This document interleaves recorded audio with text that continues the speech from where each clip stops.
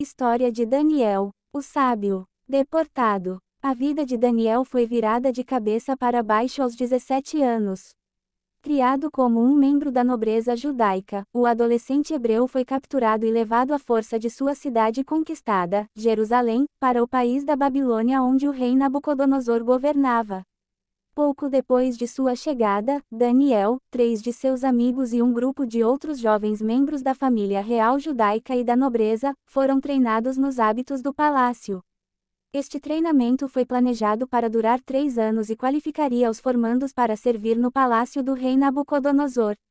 O treinamento começou dramaticamente quando Daniel e seus amigos se recusaram a comer a comida e o vinho do rei fornecidos aos estagiários do palácio.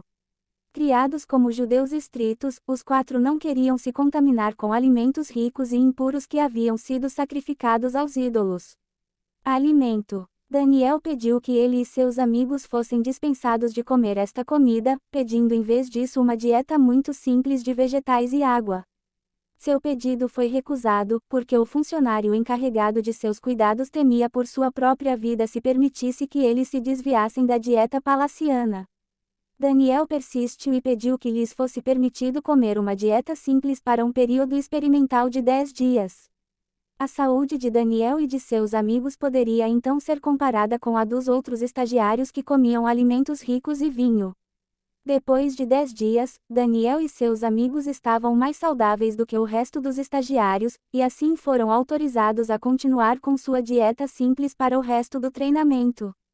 No final de 3 anos de instrução, o próprio rei Nabucodonosor testou cada um dos estagiários e descobriu que Daniel e seus 3 amigos eram 10 vezes mais conhecedores do que seus colegas. Sonho do rei. Não houve muito tempo para aproveitar esta vitória. Pouco depois, o rei Nabucodonosor teve um pesadelo que o perturbou muito. O governante babilônico não conseguia se lembrar dos detalhes de seu sonho, então convocou seus sábios exigindo que lhe contassem o que ele havia sonhado e o significado. Os sábios enfureceram o rei porque não puderam contar-lhe o sonho. O imprevisível rei ordenou que todos os sábios fossem executados.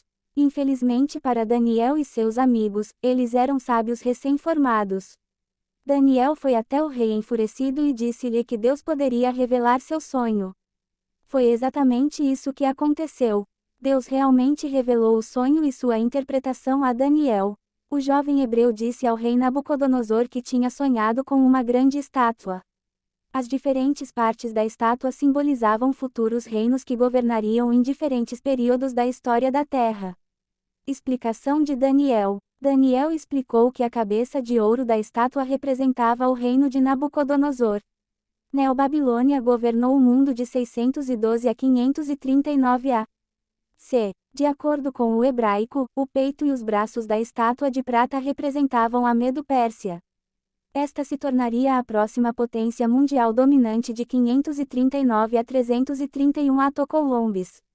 O ventre e as coxas de bronze representavam outra grande potência, a Grécia, que governaria de 331 a 168 a.C. Em seguida, as pernas de ferro da estátua foram descritas como simbolizando Roma, o império que conquistou os gregos em 168 a.C. e dominou os assuntos mundiais com uma vontade de ferro até sua queda em 476 d.C. A estátua também tinha pés feitos de ferro e argila, representando os reinos divididos da Europa que nunca alcançaram a unidade.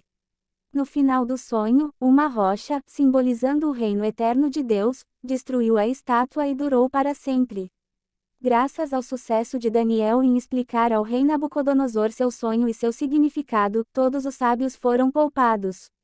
Daniel causou uma profunda impressão no governante babilônico que o promoveu à posição de governador de toda a província da Babilônia. De R.I. a besta. Mais tarde em seu reinado, o rei Nabucodonosor teve outro sonho, que pediu novamente a Daniel para interpretar. O sonho era de uma árvore enorme que, apesar de sua aparência magnífica, foi cortada deixando apenas o seu tronco. Daniel teve que revelar relutantemente que a árvore representava o rei e como ele seria cortado e reduzido a viver com animais selvagens. Daniel então disse ao rei que ele permaneceria neste estado até que ele estivesse preparado para reconhecer que não há ninguém maior do que Deus.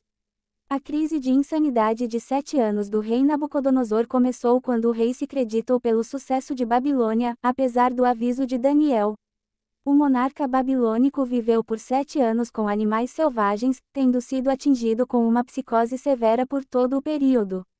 Seu cabelo cresceu tanto quanto penas de águia e seu dedo e unhas dos pés se assemelhavam a garras. A vida do rei no deserto terminou quando ele reconheceu que Deus era superior a qualquer rei e era capaz de humilhar os que andam orgulhosos. Dedo de Deus escrito na parede.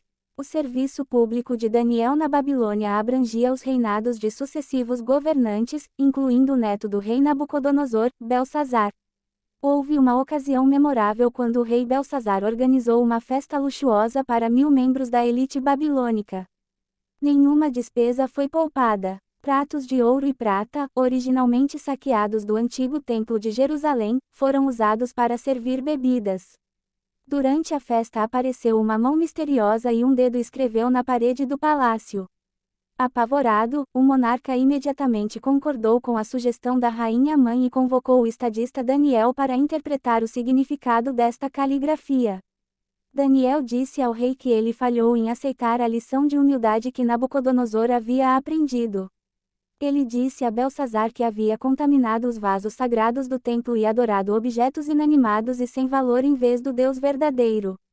Daniel então interpretou as palavras hebraicas Mene, Tekel, Parsim. Ele disse que Mene significava que Deus tinha contado os dias do reino de Belsazar e o estava encerrando. Tekel significava que o monarca não tinha provado ser um governante digno ou humilde. Finalmente, Perres, a forma singular de Parsim, significava que a Babilônia cairia e seria dividida entre os medos e os persas. Da soberba à morte. Não muito depois de Daniel ter dado essa mensagem difícil, Dario, o medo, invadiu a Babilônia e Belsazar foi morto naquela mesma noite. Daniel continuou a cortejar o favor real sob o reinado do rei Dario. Seu alto status e o respeito universal pelo hebraico despertaram a inveja de outros oficiais. Eles elaboraram um plano para remover Daniel, convencendo Dario a promulgar uma lei afirmando que ninguém poderia orar a ninguém além do próprio rei. Qualquer um que não obedecesse à lei seria atirado aos leões e devorado. Isso provou ser um problema para Daniel, que era conhecido na Babilônia por orar publicamente a Deus 3 vezes por dia. No entanto, Daniel manteve-se fiel à sua fé e continuou com o seu hábito de oração. Ele foi preso e julgado, para a grande consternação do rei Dario, que percebeu tarde demais o esquema desonesto de seus funcionários. A Cova dos Leões. Antes de Daniel ser lançado na Cova dos Leões, o rei orou ao Deus de Daniel para proteger seu valioso político e conselheiro. Depois de uma noite sem dormir, o rei correu para a Cova dos Leões ansioso para ver se Daniel havia sobrevivido.